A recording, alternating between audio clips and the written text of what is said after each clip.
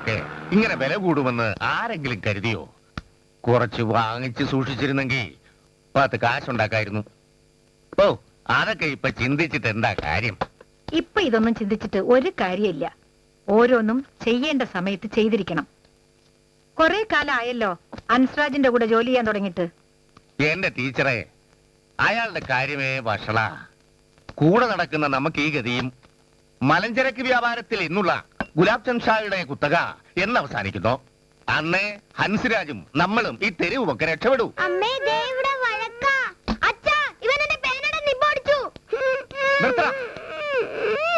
കഴിക്കുന്ന ചോറ് എല്ലിന്റെ ഇടയിൽ കയറിയിട്ട് അലടാ. 2 ദിവസം പട്ടിണി കിടക്കുമ്പോ താനെ പഠിക്കൂ ഇതൊക്കെ. ഞാൻ ഓടിച്ചില്ല, ഞാൻ നോക്കിയോളൂ. ആ, നിന്നോട് ആവശ്യമില്ലാത്ത സാധനങ്ങൾ എടുക്കുന്നത് എത്ര പ്രാവശ്യം ഞാൻ പറഞ്ഞിട്ടുണ്ട്. പോ, 2 പേര് സ്കൂളിൽ പോകാൻ നോക്ക. ആ, നിന്നെ കുടിപ്പിടുകയും പള്ളിക്കൂടത്തിൽ പോയൊന്നും വേണ്ടേ?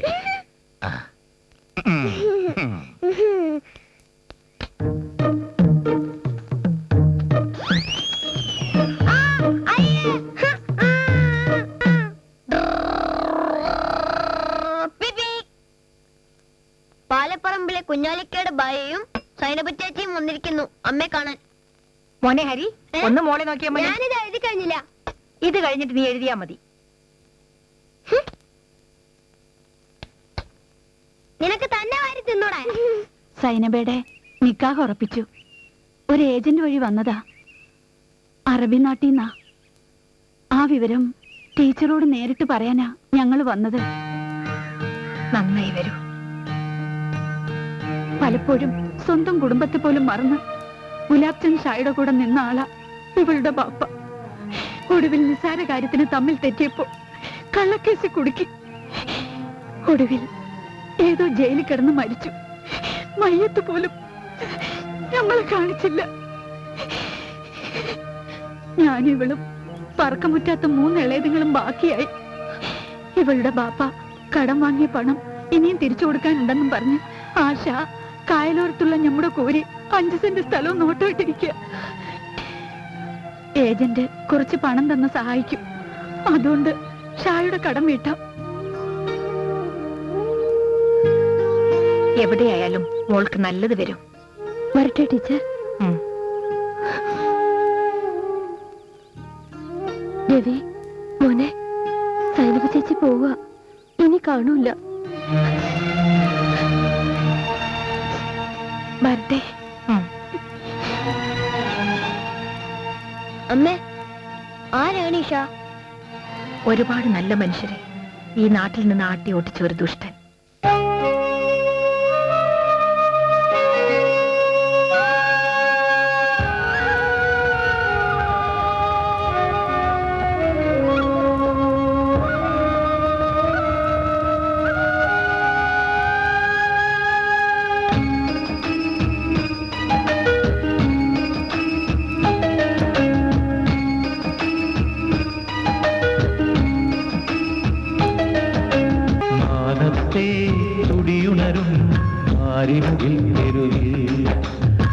ആരാരോ വഴി തിരയും പേരറിയാതെരുവിൽ.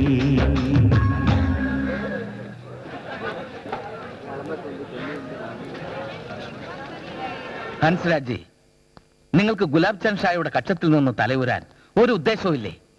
അയാളുമായുള്ള കച്ചവടത്തിൽ നിന്ന് നിങ്ങൾക്ക് നഷ്ടവും കടവുമല്ലാതെ ഇന്ന് വരെ എന്തെങ്കിലും നേടാനായിട്ടുണ്ടോ? ഇതുകൊണ്ട് കളിക്കുന്നത് സൂക്ഷിച്ചു വേണം. ഇത് വെറും കുരുമുളകല്ല, പൊന്നാണ്, കറുത്ത പൊന്നെ. എന്ത് ചെയ്യാനാ ദീപക്? അയാൾക്ക് ഞാൻ കൊടുക്കാനുള്ള പലിശയും മുതലും ദിനംപ്രതി കൂടിക്കൊണ്ടിരിക്കല്ലേ. കൂടുതൽ ലാഭം തരുന്ന ആരെങ്കിലുമായി കച്ചവടം ഒന്ന് മാറ്റി ചെയ്യാന്ന് വിചാരിച്ചാ ഞാൻ ഒപ്പിട്ട് കൊടുത്ത ബ്ലാങ്ക് പേപ്പറുകൾ ഇനിയും ധാരാളം ഇരിപ്പുണ്ട് അയാളുടെ കയ്യിൽ. വാങ്ങിച്ച പണം ഷാക്ക് തിരിച്ചു കൊടുക്കണം. അത്രയല്ലേ വേണ്ടൂ? എത്രയാ വേണ്ടത്? ഭായ് തരും. ഷാ പണം തിരികെ വാങ്ങുമെന്ന് തോന്നുന്നുണ്ടോ? ഭായിക്കാണ് നമ്മൾ ചരക്ക് കൊടുക്കാൻ പോകുന്നതെന്ന് എന്തായാലും അയാൾ അറിയും. അയാൾ 2 കൈയും കെട്ടി നോക്കി നിൽക്കുമെന്ന് എനിക്ക് തോന്നുന്നില്ല. ഇന്നും ഇന്നലെയും കച്ചവടം തുടങ്ങിയവനല്ല ഈ ഗുലാബ് ചന്ദ് ഷാ. കൊണ്ടും കൊടുത്തും കൊന്നും കൊല വിളിച്ചും ഒതുക്കേണ്ടവരെ ഒതുക്കിയും തന്നെയാ ഇവിടം വരെ എത്തിയത് ഞാൻ. അപ്പോഴാ എവിടെയോ കിടക്കുന്ന ഒരു സലീമിന്റെ എച്ചിലും തിന്ന് എനിക്കിട്ട് പണിയാൻ ഇറങ്ങിയിരിക്കുന്ന ചെറ്റ. ലോഡ് കണക്കിന് ഏലവും കുരുമുളകും നിങ്ങൾക്ക് ഞാൻ എത്തിച്ചു തന്നില്ലേ? സത്യസന്ധമായി കച്ചവടം നടത്താൻ ഇറങ്ങിയ എന്നെ നിങ്ങൾ കള്ളക്കണക്ക് എഴുതി ചതിച്ചില്ലേ? എന്റെ കുടുംബം വരെ വിറ്റ് പെറുക്കി തിന്നലടാ തെണ്ടി നീ. ഒന്നും വന്നേ.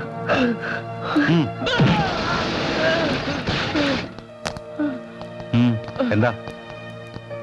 അവനെ കൊല്ലണ്ട, വിട്ടേക്കോ. ഒന്നുമില്ലെങ്കിലും നിങ്ങളുടെ സ്വന്തം ജാതിയല്ലേ.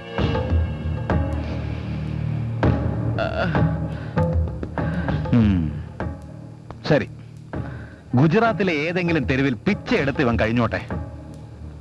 ഇന്ന് രാത്രി തന്നെ ഇവൻ ഇവിടെ നിന്നും കെട്ടുകെട്ടിച്ചേക്കണം. ശരി, പിന്നെ ഒരിക്കലും ഇവിടെ കണ്ടുപോരുത്. A to Z G.